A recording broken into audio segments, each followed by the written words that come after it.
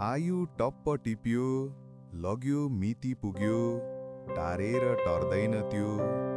इन्द्रै बिन्ती गरून्, झुकेर पाउँमा, त्यो बिन्ती मान्दैन त्यो।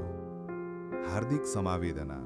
हाम्रा अभिभावक आदरणीय भिनाजु सुमन चन्द्र धोभडेलको असामयिक निधनप्रति गहिरो दुःख व्यक्त गर्दै आज 13औं दिनको पुण्यतिथिमा दिवंगत आत्माको चिरशान्तिको कामनासहित शोकाकुल परिवारजनप्रति हार्दिक समवेदना व्यक्त गर्दछौं।